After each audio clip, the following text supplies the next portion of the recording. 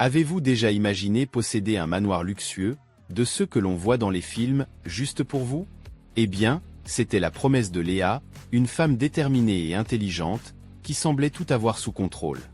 Mais, comme dans toutes les bonnes histoires, il y a des rebondissements inattendus. Revenons un peu en arrière, lorsque Léa a rencontré Nico, un homme qui semblait parfait au premier abord, mais qui cachait des secrets sombres derrière son sourire charmant. Que s'est-il passé après cette promesse d'une vie luxueuse?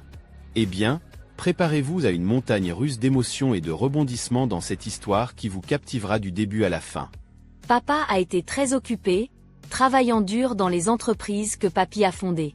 Il a dit qu'il allait me donner une maison énorme, presque comme un château.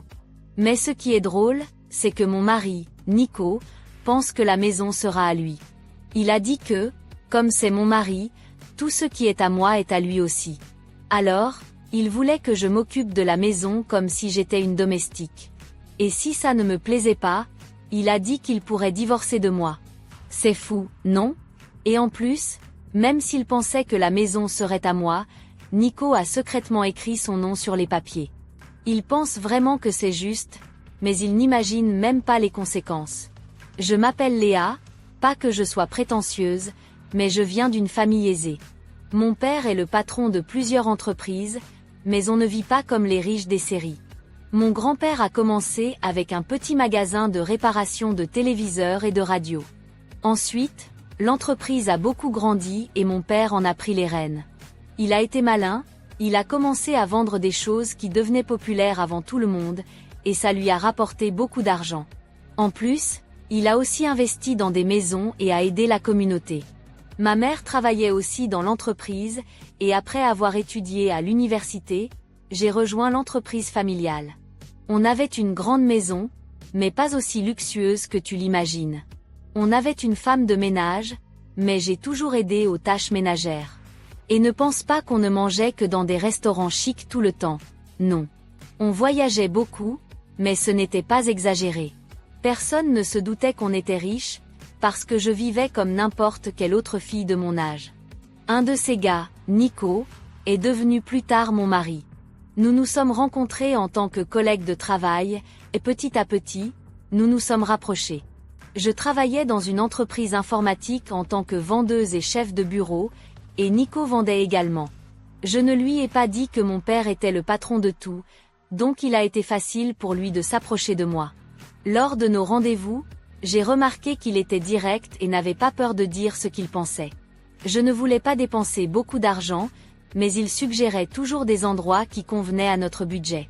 Dans les restaurants, il commandait beaucoup de nourriture pour nous deux, en disant « S'il en reste, je le mangerai de toute façon, donc autant commander plus. » Il voulait manger beaucoup sans dépenser beaucoup. Certaines femmes pouvaient trouver cela un peu mesquin, mais je trouvais ça mignon. Je ne lui ai jamais dit, mais je gagnais beaucoup plus d'argent que lui. Pourtant, j'achetais toujours des choses supplémentaires pour lui, sachant qu'il les apprécierait. Par exemple, quand nous allions acheter des vêtements, j'achetais plus de chaussettes pour lui. Parfois, quand il achetait une nouvelle couverture, j'achetais aussi un pyjama et un oreiller supplémentaire. J'adorais le voir heureux et il ne refusait jamais mes cadeaux. Quand nous allions chez lui, je cuisinais et même je faisais le ménage, ça ne me dérangeait pas. Un jour, sans crier gare, Nico m'a demandé en mariage. Il a dit qu'il n'y avait personne de mieux que moi. Mais à ce moment-là, j'étais un peu inquiète. Mon père est le patron d'une grande entreprise et est également important dans mon travail actuel. J'avais peur que si Nico découvrait cela, il abandonne. Alors j'ai décidé de l'emmener rencontrer mes parents pour la première fois. Je voulais qu'il rencontre mes parents et sache tout avant de décider. S'il acceptait tout, je serais très heureuse de me marier avec lui. Et ainsi, la première visite de Nico chez mes parents était sur le point de se produire. Il avait l'air nerveux, mais mon père, bien qu'il soit sérieux parfois, est une personne calme. Quand j'ai présenté Nico comme l'homme avec qui je voulais me marier, mon père l'a accueilli avec un sourire chaleureux. Je pense que cela a mis Nico plus à l'aise. Mais il a été surpris quand il a découvert que mon père était le patron de tout. Néanmoins, la visite s'est bien passée, mon père a soutenu Nico tout au long. Quand nous sommes sortis de chez moi, Nico a dit « Waouh, cette maison était immense et incroyable ». J'étais vraiment surpris et content que le père de Léa soit si gentil. Je pense qu'on pourrait bien s'entendre. Quand j'ai mentionné que, en plus de cette maison, mon père possède des immeubles et une maison de vacances, Nico était encore plus surpris. Mais il a décidé qu'il voulait m'épouser, la fille d'un homme si important. J'ai simplement hoché la tête en signe d'accord. Finalement, nous nous sommes mariés, mais quelque chose me dérangeait. Quand j'ai accepté sa proposition, j'ai remarqué un sourire étrange, mais j'ai ignoré, pensant que c'était juste sa façon d'être. Avec le temps, Nico et moi avons déménagé dans un appartement simple, pas luxueux du tout. Je pense qu'il comprenait que mon père était riche, mais il ne savait jamais exactement combien. J'ai toujours veillé à vivre sans trop dépenser. Mais petit à petit, Nico a commencé à changer. Après notre déménagement, pendant que je travaillais et m'occupais de la maison, il a commencé à demander plus. Un jour, alors que je préparais le dîner, il a demandé ce qu'il y avait. J'ai dit que j'avais préparé du riz au curry qu'il aimait, mais il n'avait pas l'air content. Assis sur le canapé, il a soupiré et a dit qu'il avait envie de manger un filet mignon parfois. J'étais surpris parce qu'il n'avait jamais critiqué la nourriture auparavant. Mais le filet mignon coûte cher. Je n'ai rien dit à Nico, qui était contrarié. Allez, compte tenu de ce que ton père gagne, manger de la bonne viande de temps en temps ne devrait pas poser de problème, a-t-il dit. À contre-séhure, j'ai promis d'en acheter pour le lendemain. Il a souri et a dit que c'était ce qu'il voulait dire.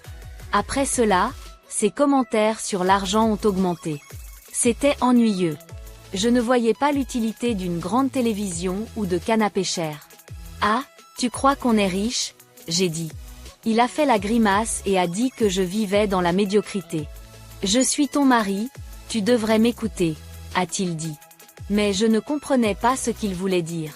Être marié ne signifie pas être puissant, et payer des factures ne signifie pas qu'il peut faire ce qu'il veut. Jamais entendu ça avant. Esteban prétend contribuer financièrement pour la maison, mais ce n'est pas tout à fait vrai. En fait, je contribue davantage. Si je suivais ce qu'il dit, mes contributions sembleraient insignifiantes. Mais il dit ces choses sans hésiter. J'ai commencé à réfléchir à la manière de penser d'Esteban. Il n'était pas comme ça avant. Qu'est-ce qui a changé? Je ne comprends pas. Pour l'instant, j'ai simplement dit d'accord, je vais y réfléchir pour clore le sujet. Mais la réponse est arrivée peu après. Mon père m'a demandé d'attendre dans le bureau de notre société d'informatique. Il a dit qu'il avait quelque chose d'important à discuter. Pendant qu'Esteban travaillait, mon père est entré et a commencé à parler. Je ne sais pas combien de temps je pourrai encore rester directeur général. Il se peut que cela dépende de toi, Léa. Il se peut que tu doives prendre le relais un jour. Je pense te transférer la maison de vacances. Qu'en penses-tu? C'était une question sérieuse. La maison de vacances est un endroit sympa que mon père utilisait autrefois pour rencontrer d'autres personnes de la ville. Aujourd'hui, il n'y a plus ces rencontres, mais la maison est toujours prête. Mon père a dit que je pourrais l'utiliser comme je le voulais. J'étais confuse. Je ne sais pas comment utiliser une maison comme ça. Elle est immense, avec un jardin magnifique. Peut-être que je pourrais la garder et l'utiliser d'une certaine manière. J'ai dit à mon père que j'y réfléchirais, mais je n'étais pas prête à décider. Quand je suis retournée au travail, Esteban n'était pas là. J'ai demandé où il était et suis entrée dans le bureau. À ma grande surprise, il était là. « Que fais-tu ici ?» ai-je demandé, surprise. Esteban a répondu sans remords. « Ton père dit qu'il va te donner une maison incroyable, n'est-ce pas? Si tu ne la veux pas, je pense l'accepter. » Il a dit tout cela avec un sourire moqueur. « Pas question. » J'ai dit en riant. Mais il ne m'a pas du tout convaincu. « Vraiment? Tu trouves ça juste? Cette maison vaut 4 millions de dollars, tu le savais? » J'ai supplié désespérément, mais Nico n'a rien voulu entendre. 4 millions? Waouh! Quelle surprise! Je pense avoir droit à cette demeure parce que nous sommes mariés, donc ce qui est à toi est à moi. Et ton père ne va sûrement pas protester. Désormais, ce domaine est ma maison. Tu es si te tu es. Si nous vivons dans une maison luxueuse, autant en profiter, non? Et si je t'embauchais comme femme de ménage? Si ça ne te plaît pas, je te divorce quand je veux, a-t-il dit, tout confiant. C'est là que je me suis souvenu de tout ce que Nico avait fait dans le passé. J'ai réalisé qu'il n'hésitait pas à profiter des autres, même si c'était comme voler. Il ne semblait jamais se sentir coupable. Quand nous étions ensemble, je lui donnais toujours des choses, mais il ne rendait jamais l'appareil. Peut-être que ma gentillesse avait été exploitée. Peut-être qu'il pensait avoir droit à tout ce qui était à moi. Mon père a toujours été gentil avec lui, alors peut-être qu'il pensait que mon père était facile à duper. Il a probablement pensé que je ferais n'importe quoi pour lui. Quand j'ai réalisé cela, un plan s'est formé dans mon esprit. Alors, je lui ai dit, « D'accord, la demeure est à toi. Mais je ne serai pas ta femme de ménage. Nous allons divorcer. Au revoir. » Je suis retournée au travail et j'ai appelé un avocat pendant ma pause déjeuner. J'ai décidé de poursuivre le divorce. Je ne sais pas s'il essayait d'être dur ou pas, ai-je pensé. Tu penses pouvoir divorcer de moi? Eh bien, ça me va. Je suis chanceux de m'être rapproché de toi et d'avoir obtenu cette maison. Je vais annuler le contrat de location de ma maison actuelle, puisque je n'ai plus besoin de cet endroit sale, a-t-il dit, tout convaincu. Il a probablement dit la moitié de la vérité, mais il ne sait pas qu'une grande tragédie est sur le point de lui arriver. Il n'a pas encore réalisé. Ensuite, je suis allée chez mes parents et j'ai tout raconté. Depuis lors, tout s'est déroulé comme je l'avais prévu. Quelques semaines plus tard, Nico m'a appelé, semblant très effrayé. C'est compréhensible, ai-je dit. Tu as reçu une facture énorme. Pourquoi diable devrais-je payer 2 millions de dollars? Il a été choqué par la facture, mais c'est juste. C'est l'impôt foncier. Je t'ai dit que la maison valait 4 millions de dollars. Alors, tu aurais dû t'attendre à payer un peu plus, ai-je répondu. Mais Nico semblait complètement perdu. Tu ne sais rien de tout ça. Si tu es propriétaire d'une maison, tu dois payer des impôts. Normalement, si j'avais reçu la maison, mon père aurait probablement payé l'impôt. Mais après avoir entendu mon histoire, mon père était furieux. Bien qu'il soit calme, il peut être très têtu. J'avais déjà averti à propos de Nico. Il peut garder la maison s'il a de l'argent, a dit mon père, acceptant de lui transférer la propriété. Pour être honnête, je pense que mon père voulait juste que Nico apprenne une leçon. Il était impossible pour Nico de payer une somme aussi énorme. Nous devons faire quelque chose à ce sujet. Ce n'est pas juste, même confronté à cela, il continuait de cette façon. Je n'ai plus de compassion pour lui, alors j'ai décidé de lui porter le coup final. Oh, la taxe foncière est d'environ 6 000 $ par an. Plus tard, j'ai découvert que Nico essayait toujours de profiter de ses amis. Cela aurait pu l'éloigner d'eux, sans personne pour lui enseigner le bien. Nico semblait sympa avant, mais plus maintenant. Alors, j'ai raccroché. Ensuite, il a été expulsé de la maison. Mon père savait qu'il ne pourrait pas payer, alors il a remis le titre de propriété à mon nom et a fini par payer des impôts sur les dons. Il a été licencié de son travail, et ses parents et amis l'ont rejeté. Maintenant, il peine à survivre, vivant dans un appartement loué et faisant de petits boulots. Pendant ce temps, je me prépare à reprendre l'entreprise de mon père. Il m'a dit, « Tu ne réussiras pas dans les affaires si tu prends toujours des raccourcis. » C'était comme s'il me rappelait quand j'ai failli me marier avec Nico. Maintenant, en me consacrant à l'entreprise, je comprends profondément ses paroles. J'avance, inspiré chaque jour par la grandeur de mon père. Malgré les défis, je me suis de plus en plus investi dans le travail, apprenant des enseignements de mon père et cherchant à étendre les activités de l'entreprise familiale. Pendant ce temps, la vie de Nico semble devenir de plus en plus difficile. Il s'est retrouvé seul, sans soutien de sa famille ou de ses amis, et la responsabilité de ses actes semble enfin lui peser. De mon côté, la vie a continué. J'ai pris de nouvelles responsabilités dans l'entreprise et commencé à prendre des décisions importantes. Mon père, voyant mes progrès et ma détermination, a exprimé sa fierté et sa confiance en moi. Ces mots ont été comme un carburant pour ma motivation, et je me suis engagée encore plus à perpétuer l'héritage familial. Pendant ce temps, la vie de Nico prenait des chemins incertains. Il essayait de trouver sa place dans le monde, luttant pour survivre au milieu des adversités. Bien que notre passé ensemble reste gravé dans ma mémoire, je savais qu'il était temps de tourner la page et de construire mon propre avenir.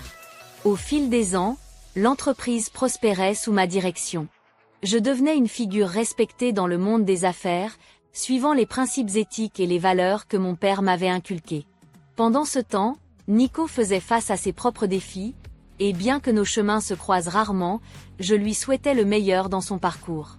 En fin de compte, j'ai appris que le vrai succès ne se mesure pas seulement à l'argent ou au statut social, mais plutôt à la manière dont nous vivons nos vies et aux relations que nous construisons en chemin. Et malgré les rebondissements de la vie, je suis reconnaissante pour chaque expérience qui a façonné la personne que je suis devenue aujourd'hui. Après tout, c'est à travers les hauts et les bas que j'ai découvert ma véritable force et détermination. Et tandis que je continue à tracer mon propre chemin, je sais que les leçons apprises au fil du temps seront mon guide, éclairant la voie vers un avenir plein de promesses et d'opportunités. Et ainsi, après tous les rebondissements et les leçons apprises, Léa a finalement trouvé sa véritable force intérieure.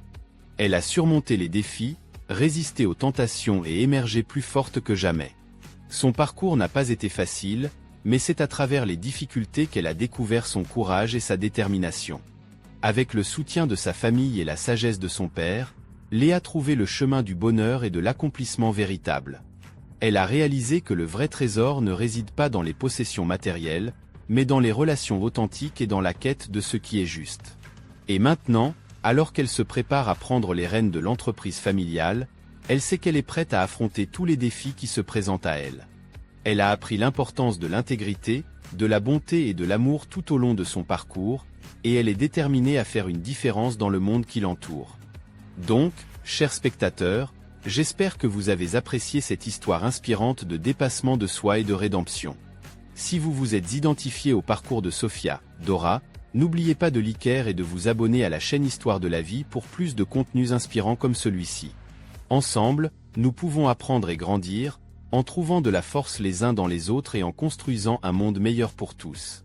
Merci de nous avoir accompagnés dans ce voyage.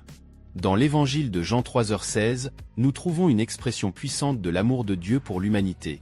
Car Dieu a tant aimé le monde qu'il a donné son Fils unique, afin que quiconque croit en lui ne périsse point, mais qu'il ait la vie éternelle. Ce verset encapsulait l'essence du christianisme, l'amour inconditionnel de Dieu pour chaque personne. Il démontre que, malgré nos faiblesses et nos péchés, Dieu nous aime profondément et est prêt à tout sacrifier pour nous sauver. L'amour de Dieu ne connaît pas de limite. Il ne nous aime pas seulement lorsque nous sommes bons ou lorsque nous le méritons, mais il nous aime dans notre totalité, avec tous nos défauts et nos imperfections.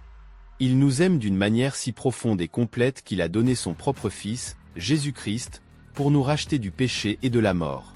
Ce verset nous rappelle également l'invitation de Dieu à accepter Jésus comme notre sauveur personnel. Il nous offre la possibilité d'avoir la vie éternelle et une relation intime avec lui, simplement par la foi en Jésus. Alors, que nous puissions accueillir l'amour de Dieu dans nos vies et accepter le merveilleux don du salut à travers Jésus-Christ. Que nous puissions expérimenter l'amour transformateur de Dieu et vivre une vie pleine en communion avec lui. Si vous ne connaissez pas encore l'amour de Dieu dans votre vie, je vous invite à ouvrir votre cœur et à accepter Jésus comme votre sauveur aujourd'hui. Il est toujours prêt à vous recevoir à bras ouverts, offrant pardon, grâce et une nouvelle vie en abondance.